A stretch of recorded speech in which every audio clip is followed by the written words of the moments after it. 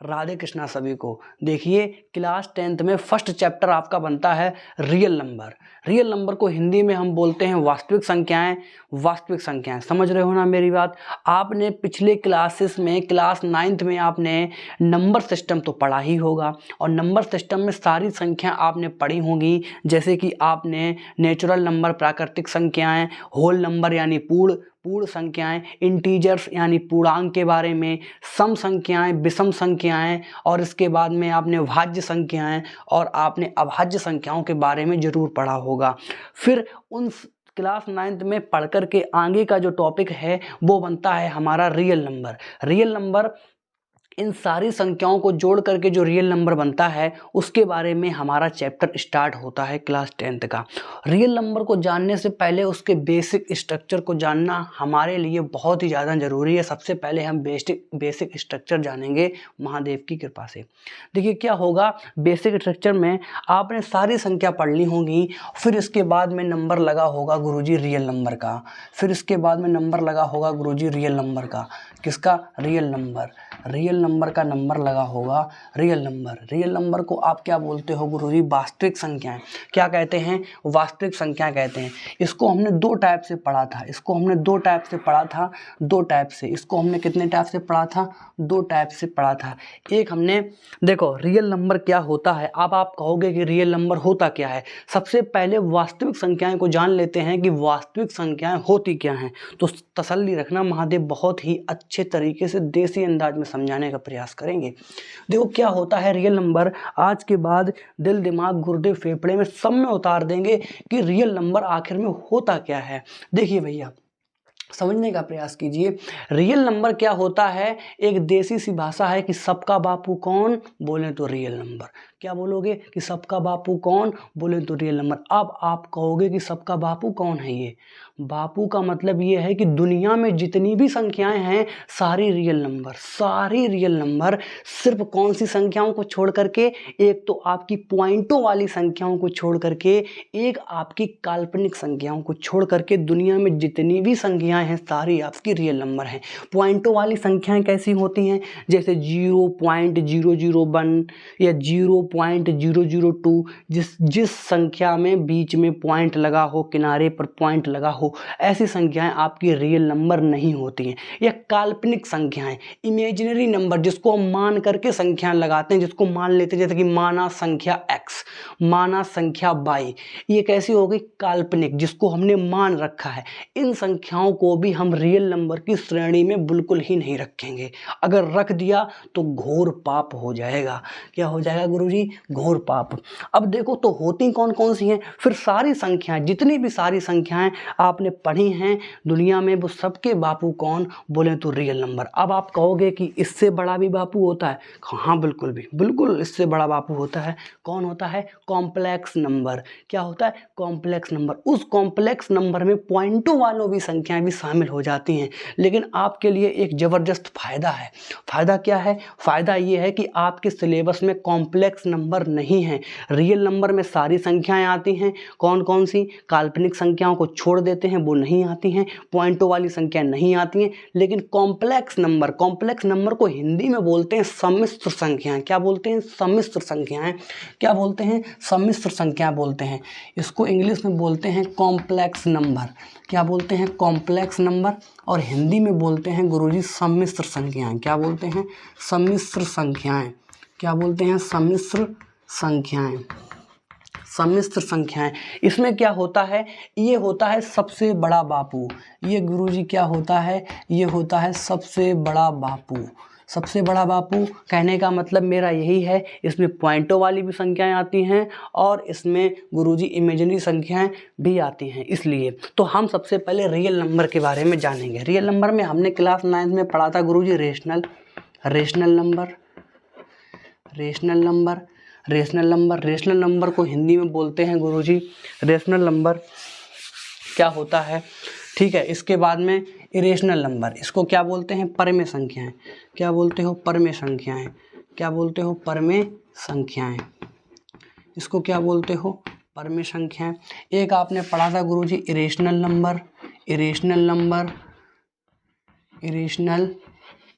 Number, इसको बोलते हो अपरिमेय संख्याएं। अपरिमेय संख्याएं, अपरिमेय संख्याएं, इसको क्या बोलते हो? अपरिमेय संख्याएं बोलते हैं। ठीक है, इसको अपरिमेय संख्याएं।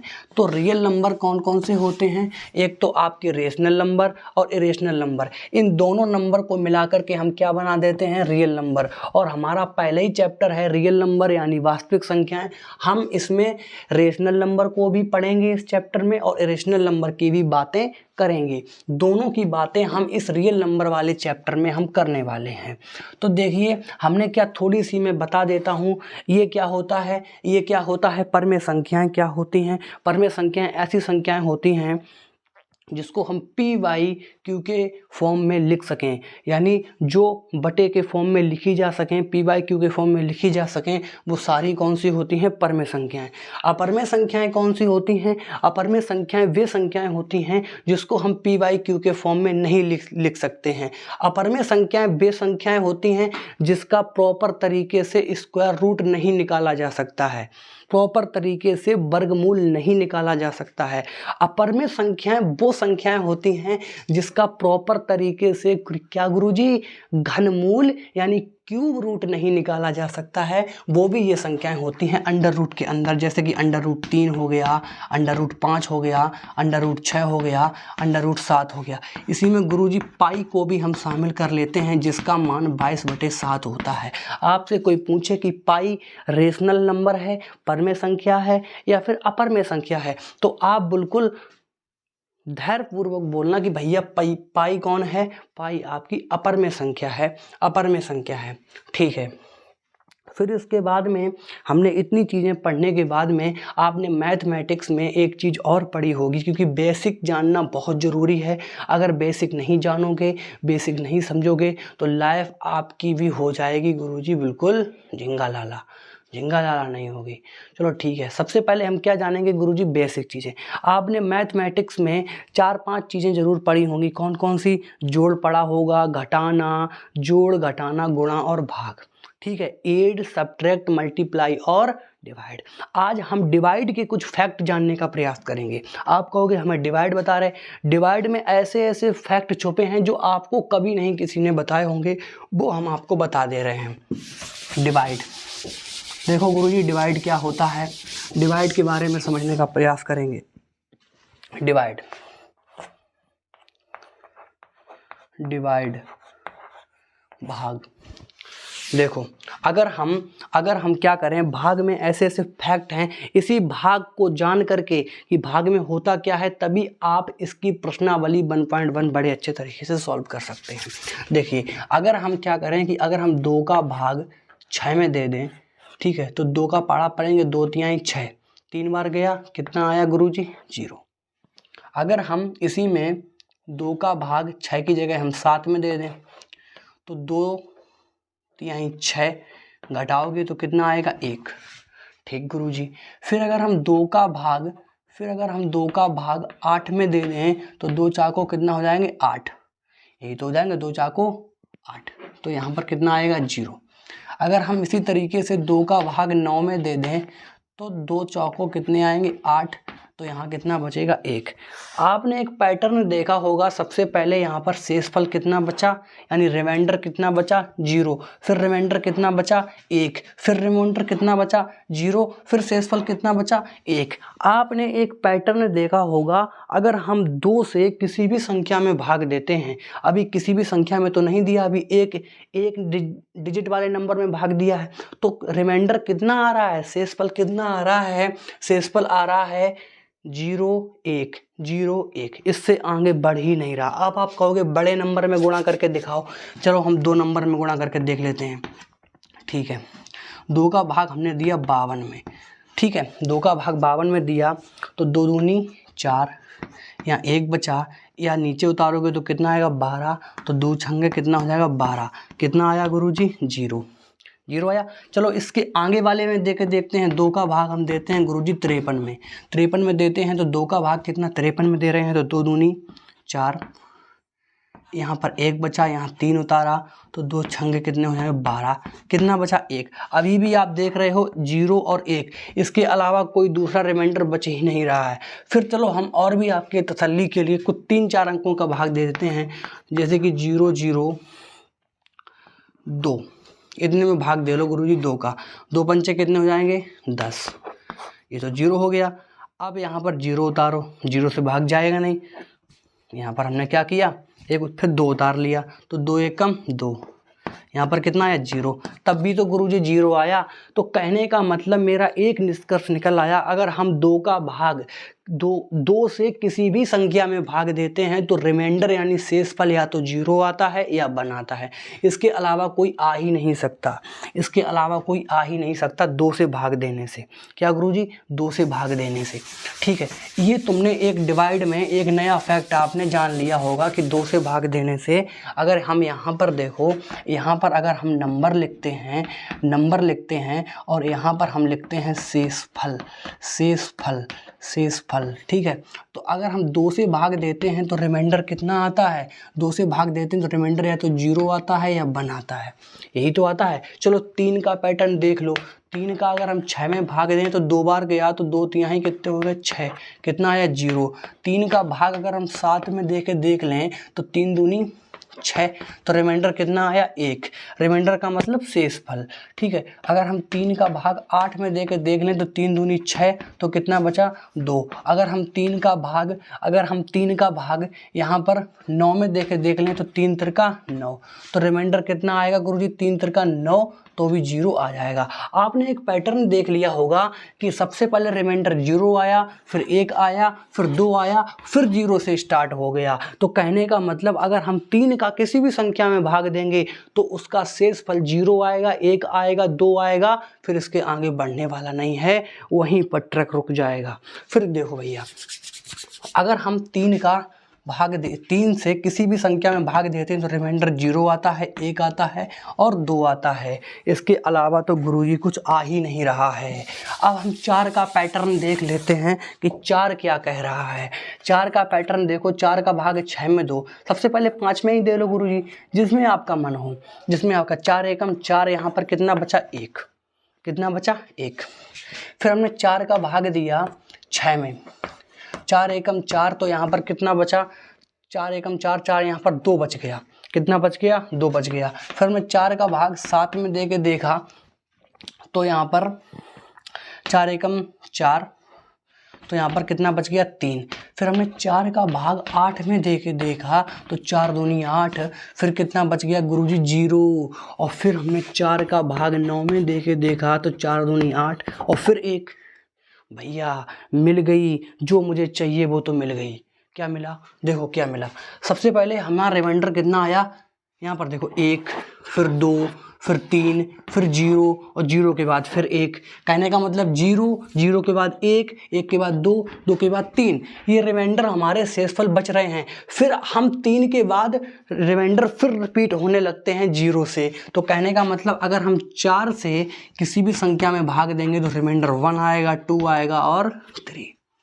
बस अब यहाँ पर तुम्हें एक पैटर्न दिख रहा होगा, क्योंकि देखो मैथमेटिक्स पूरी पैटर्न पर आधारित हुई। अगर आप पैटर्न समझ गए तो मैथ समझ गए, देखो तो आप गणित समझ गए। कहने का मतलब मेरा ये है, यहाँ पर समझना, अगर हम इसी तरीके से 5 से किसी भी संख्या में भाग देंगे तो हमारा शेषफल कितना आएगा 1, फिर 2, फिर 3, फिर 4। अगर हम 6 से किसी भी संख्या में भाग देंगे तो 1, 2, 3, 4 और 5। अब आप कहोगे ये पैटर्न क्या है। पैटर्न ये है कि अगर हम जैसे 2 से किसी भी संख्या में भाग दे रहे हैं तो उससे एक कम रिमाइंडर बचेगा, जैसे 0, 1, 2 तक नहीं जाएगा। 3 से दे रहे हैं तो 3 से एक कम रिमाइंडर बचेगा, तो 0, 1, 2 तक जा रहा, 3 नहीं हो रहा। अगर हम यहाँ पर 4 से किसी भी संख्या में भाग दे रहे हैं तो 4 से एक कम तक रिमाइंडर बचेगा, इससे ज़्यादा नहीं बचेगा। इसी तरीके से 5, इसी तरीके से 6। तो ये तो गुरुजी रिमाइंडर का एक पैटर्न हो गया कि इस तरीके से रिमाइंडर आपका बचेगा। रिमाइंडर का मतलब हिंदी में गुरुजी हम शेषफल बोलते हैं। क्या बोलते हैं, शेषफल। आगे देखो, अब इसके बाद में जैसे कि हम आगे थोड़ा बढ़ने का प्रयास करते हैं कि आगे क्या है। देखो समझो, आगे का क्या मतलब है ये समझने का प्रयास करो। थोड़ी देर के लिए हमने क्या किया कि इसको जो ये वाली संख्या है, ये वाली जो संख्या है, इसको मैंने थोड़ी देर के लिए गुरुजी क्या मान लिया, b। क्या मान लिया, b। क्या मान लिया, b। खैर अभी छोड़ो इसको, b ना मनाओ, अभी और कुछ मनाते हैं। अगर हम इस संख्या का इसमें गुणा कर दें, इस संख्या का इसमें गुणा कर दें, यानी 4 का गुणा कर दें 1 में, और जो इसका शेषफल है इसको हम जोड़ दें इस तरीके से, और बराबर लगा दें, 4 एकम 4 और 1 5, तो ये जो संख्या हमें प्राप्त हुई है कौन वाली, बीच वाली संख्या प्राप्त हुई है। इसी तरीके से अगर हम 6 का गुणा इसमें कर दें, 4 का गुणा इसमें कर दें, 4 गुणा 1, और किसको जोड़ दें, इसके शेषफल को इसके साथ में जोड़ दो, 4 एकम 4 2 6, तो ये 6 बीच में आई है, तो ये बीच वाली संख्या हमें प्राप्त हो रही है। इसी तरीके से अगर हम इस 4 का गुणा इसमें कर दें, 4 का गुणा 1 में कर दें और किसको जोड़ दें, इसके शेषफल को, तो 4 एकम 4 और 3 7, तो 7 जो आ रहा है ये बीच वाली संख्या आ रही है। इसी तरीके से अगर हम 4 का गुणा इसमें कर दें, तो 4 गुणा 2 और इसके शेष फल को इसके साथ में जोड़ दें, तो 4 दूनी 8, तो कहने का मतलब ये जो संख्या आ रही है बीच वाली आ रही है। तो यहाँ पर एक पैटर्न समझ में आ गया कि इसका गुणा अगर हम इसमें कर दें और इसके शेष फल को जोड़ दें तो इसकी बीच वाली संख्या आ जाती है। अगर हम इसका गुणा इसमें कर दें और इसके शेष फल को जोड़ दें तो इसकी बीच वाली संख्या आ जाती है। अगर हम इसका गुणा इसमें कर दें और इसके शेष फल को जोड़ दें तो बीच वाली संख्या हमें प्राप्त होती है। समझ रहे हो। जैसे कि मान लीजिए हमारे पास बीच वाली संख्या प्राप्त हो रही है, तो जैसे कि मान लीजिए हमारे पास यहाँ पर जैसे कि 4 है और ये गुरुजी कितना है 5 है, और यहाँ पर कितना आया था 1, और यहाँ पर कितना आया था 4, और ये 1। अब हम आपको बता देते हैं इसको क्या बोलते हैं, इसको बोलते हैं गुरुजी डिविडेंड। क्या बोलते हैं, देखो लिख लेना, इसको हम बोलते हैं डिविडेंड, इंग्लिश में डिविडेंड, और हिंदी में बोलते हैं इसको हम भाज्य। क्या बोलते हैं, भाज्य। ठीक है। ये क्या होता है, इसको हम बोलते हैं भागफल। इसको क्या बोलते हैं, भागफल। इसको क्या बोलते हैं, भागफल। ये जिससे हम भाग दे रहे हैं ये क्या होता है, इसको बोलते हैं भाजक। क्या होता है, भाजक। और इंग्लिश में क्या बोलते हैं, इंग्लिश में बोलते हैं डिवाइजर। क्या बोलते हैं, डिवाइजर। इंग्लिश में क्या बोलते हैं, डिवाइजर। और जो ये बच रहा है इसको हम बोलते हैं रिमाइंडर। क्या बोलते हैं, रिमाइंडर। क्या बोलते हैं, रिमाइंडर। और हिंदी में इसको बोलते हैं शेषफल। हिंदी में क्या बोलते हैं, शेषफल। तो कहने का मतलब अगर हम इस भाजक का गुणा, यही तो कर रहे थे, अगर हम इस भाजक का गुणा यानी डिवाइजर का गुणा इस भागफल में कर दें और उसमें उस रिमाइंडर को जोड़ दें तो बीच वाली बात हमें समझ में आती है कि ये निकल के आती है, जिसको हम बोलते हैं भाज्य। अगर हम इस भाजक का गुणा भागफल में कर दें और उस रिमाइंडर को जोड़ दें यानी शेषफल को जोड़ दें तो ये बीच वाली बात यानी जिसको हम भाज्य बोलते हैं वो हमारे सामने निकल के आ जाती है। बस यही फैक्ट हमें समझना है। तो देखो आगे चल करके हम अभी आपको 1 मिनट के अंदर इसको भी समझा देते हैं। देखिए भाई क्या है, देखिए बहुत अच्छे से समझ में आने वाला है, कोई दिक्कत नहीं होगी। देखो अगर हम थोड़ी देर के लिए अगर हम इसको क्या मान लें, बी मान लें, जो हमारा भाजक है इसको बी मान लें, और जो भागफल है इसको हम मान लें क्यू। जो भागफल है इसको हम क्यू मान लें। ठीक है। और जो ये बीच वाली बात है इसको हम थोड़ी देर के लिए मान लेते हैं ए। इसको क्या मान लेते हैं, ए। ठीक है। और ये है इसको हम आर मान लेते हैं, शेषफल। यानी हमने भाजक को बी मान लिया और डिवाइडेंट यानी भाज्य है, भाज्य को हमने क्यू मान लिया, और जो बीच में जो बच गया ए, इसको हमने डिवाइजर है इसको ए मान लिया, भागफल को मान लिया क्यू, और रिमाइंडर यानी शेषफल को हमने मान लिया है आर। ठीक है। तो हमने अभी क्या देखा था कि अगर हम इस b का गुणा यानी भाजक का गुणा इस q के साथ कर दें और उसमें क्या जोड़ दें, शेषफल जोड़ दें, तो बीच में वाली बात हमें सामने आती है। कहने का मतलब अगर हम b का गुणा, समझ रहे हो ना, अगर हम b का गुणा किसके साथ कर दें, q, यही तो हमने इसको b माना, फिर इसको q माना, और उसमें हम क्या जोड़ दें, रिमाइंडर यानी r, इसको हमने r माना, वही तो माना। तो हमारे पास क्या मिल जाता है, बीच वाली संख्या यानी a मिल जाती है। और ये एक प्रॉपर्टी है, ये एक प्रॉपर्टी है, इसको आप ध्यान रखेंगे, ये एक प्रॉपर्टी है, इसको हम ध्यान रखेंगे। बात समझ रहे हो। अगर हम a को हमने क्या माना था, भाज्य माना था। a को हमने क्या माना था, a को हमने माना था गुरुजी भाज्य, क्या माना था, भाज्य माना था। ठीक है, b को हमने क्या माना था, b को हमने भाजक माना था, b को हमने क्या माना था, भाजक माना था। गुणा q को हमने क्या माना था, q को हमने भागफल माना था, भागफल, और इसको हमने क्या माना था, शेषफल। यही बात तो सामने निकल के आई है। तो अगर आपसे कोई पूछे कि भाज्य बराबर क्या होता है, तो आप बताओगे भाज्य बराबर होता है भाजक गुणा भागफल प्लस शेषफल। भाज्य बराबर भाजक गुणा भागफल प्लस शेषफल, ये बात आप बताओगे।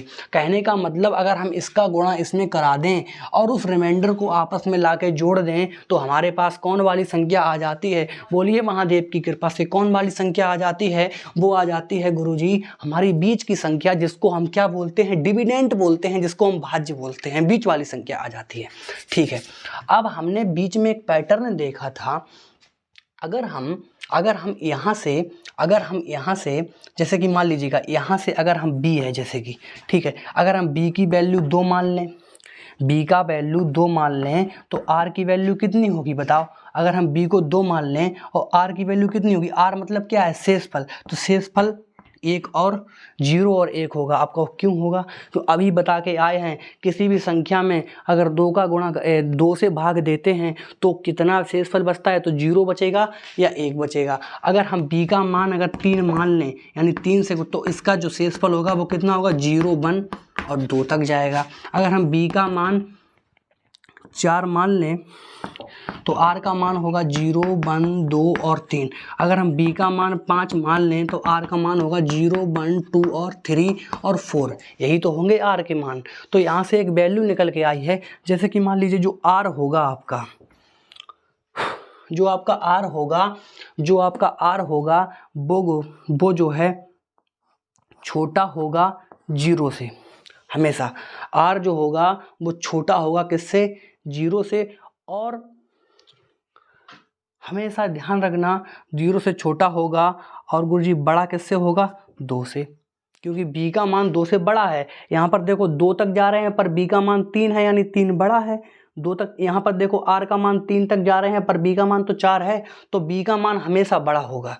तो b का मान जो होगा वो हमेशा बड़ा होगा, तो यहाँ पर हम क्या लिख देंगे, b। तो ये प्रॉपर्टी भी ध्यान कर लेना, कहने का मतलब। ठीक है, तो हमने आपको एक प्रॉपर्टी यहाँ पर समझा दी है कि ये क्या है, a बराबर b into Q plus x, यानी a का मान भाज्य, यहाँ पर लिखा है भाज्य बराबर भाजक गुणा भागफल प्लस शेषफल। ये प्रॉपर्टी हम ध्यान कर लेंगे। अब आप कहोगे ये प्रॉपर्टी निकाल दी है, पर इस प्रॉपर्टी है क्या भैया, ये प्रॉपर्टी ये है कि पहला चैप्टर जो आप रियल नंबर पढ़ रहे हो उस चैप्टर में इसको हम इस प्रॉपर्टी को एल्गोरिदम, क्या कहोगे, यूक्लिड डिवीजन लेमा, या आप कहोगे यूक्लिड डिवीजन यानी यूक्लिड विभाजन एल्गोरिदम, क्या कहोगे। एक वैज्ञानिक हुए, महान वैज्ञानिक, उन्होंने, यूक्लिड ही एक वैज्ञानिक हुए थे, उन्होंने इस प्रॉपर्टी को क्या नाम दे दिया, इस प्रॉपर्टी को नाम दे दिया यूक्लिड डिवीजन